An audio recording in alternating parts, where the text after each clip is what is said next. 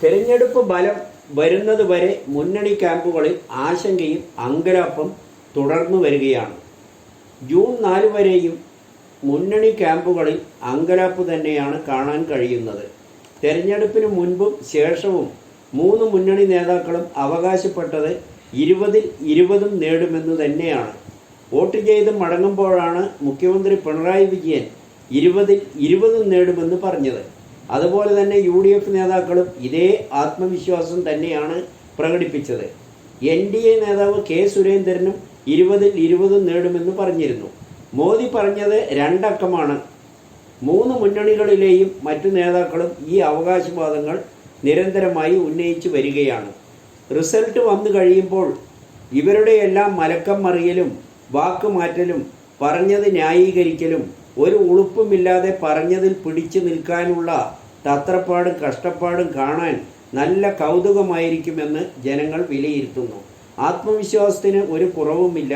വിവിധ തലങ്ങളിൽ നിന്ന് പുറത്തു വരുന്ന സർവേ ഫലങ്ങളും ഇവരെ അങ്കലാപ്പിൽ ആക്കിയിരിക്കുകയാണ്.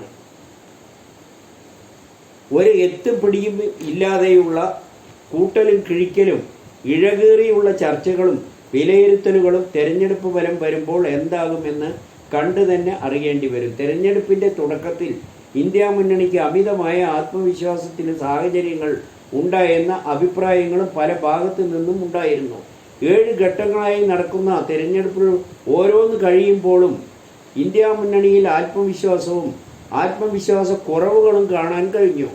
മോദി ക്യാമ്പുകളിലെ ഭയപ്പെടലുകളും പ്രസ്താവനകളിലെ മലക്കം മറിയൽ ജനങ്ങളെ വരെ അത്ഭുതപ്പെടുത്തിയിരുന്നു. എന്നാൽ ക്രമേണ NDA ക്യാമ്പുകളിൽ ഇപ്പോൾ ആത്മവിശ്വാസം വർദ്ധിച്ചു വരുന്നതായും കാണുന്നു. 4ാം ഘട്ടം കഴിഞ്ഞപ്പോൾ NDAയുടെ ഭാഗത്തു നിന്ന് 400 സീറ്റ് നേടിയില്ലെങ്കിലും ഭൂരിപക്ഷം ഉറപ്പാണെന്ന പ്രസ്താവനകൾ പുറത്തു വരാൻ തുടങ്ങി.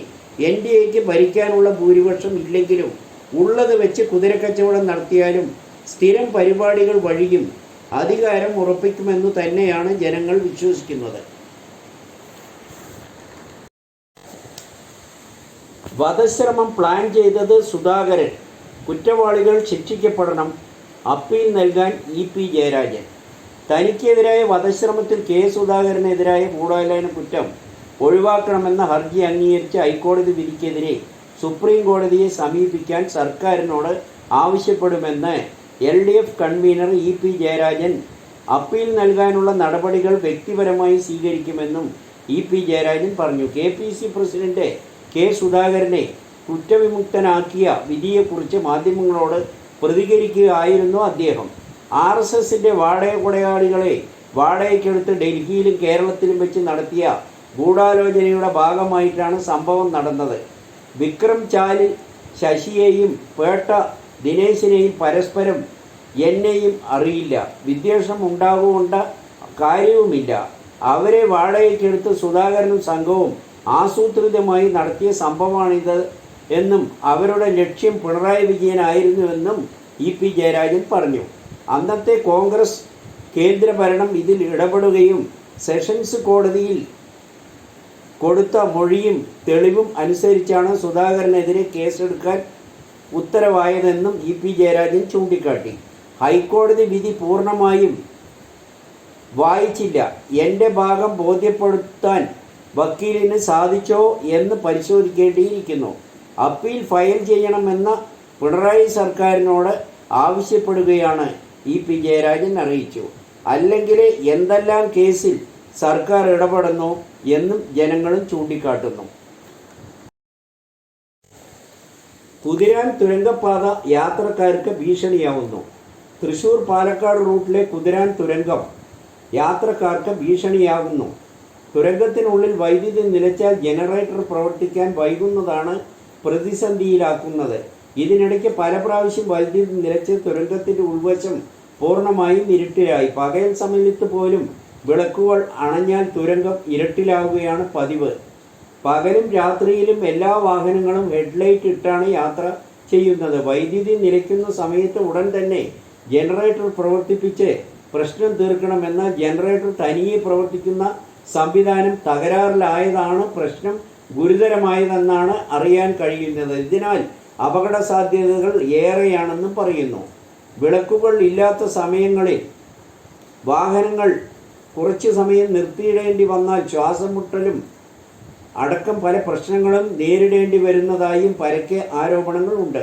വൻ തുകകൾ ടോൾ ഒടുക്കിയാണ് യാത്ര ചെയ്യുന്നത്.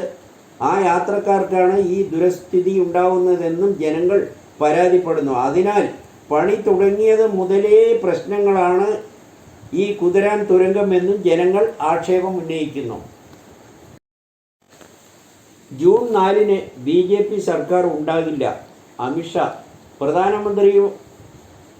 പ്രധാനമന്ത്രിയാവില്ലെന്ന് കെജ്രിവാൾ പറഞ്ഞു. കേന്ദ്ര ആഭ്യന്തരമന്ത്രി അമിത്ഷാ രാജ്യത്തെ ജനങ്ങളെ അപമാനിച്ചെന്ന് ഡൽഹി മുഖ്യമന്ത്രി കെജ്രിവാൾ പറഞ്ഞു. പ്രധാനമന്ത്രി നരേന്ദ്രമോദിയുടെ പിൻഗാമി എന്നതിൽ അഭിമാനം കൊള്ളുന്ന അമിത്ഷാ അഹങ്കാരിയായി തീർന്നെന്നും കെജ്രിവാൾ പറഞ്ഞു. കഴിഞ്ഞ ദിവസം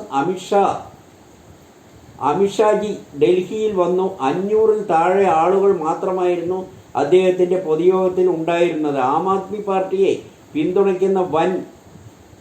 പിന്തുണയ്ക്കുന്നവർ പാകിസ്ഥാൻകാരാണെന്നാണ് രാജ്യത്തെ ജനങ്ങളെ അപമാനിച്ചുകൊണ്ട് അമിത്ഷാ പറയുന്നത്. AAPയെ 62 സീറ്റ് 56% വോട്ടിൽ തന്ന് വിജയിപ്പിച്ച ഡൽഹിക്കാർ പാകിസ്ഥാൻകാരാണോ എന്ന് അമിത്ഷായോട് കെജ്രിവാൾ ചോദിച്ചു. 117 സീറ്റുകളിൽ 92 സീറ്റ് AAPക്ക് പഞ്ചാബിലെ ജനങ്ങൾ നൽകുന്നു. ഗുജറാത്ത്, ഗോവ, ഉത്തർപ്രദേശ്, ആസാം, മധ്യപ്രദേശ് അടക്കം രാജ്യത്തിലെ മറ്റു ഭാഗങ്ങളിലുള്ള ജനങ്ങളിൽ വിശ്വാസം അർപ്പിക്കുകയും സ്നേഹം തരികയും ചെയ്യുന്നു. രാജ്യത്തെ ജനങ്ങളായ ഇവരെല്ലാം പാകിസ്ഥാനികളാണോ എന്ന് കെജ്രിവാൾ ചോദിച്ചു.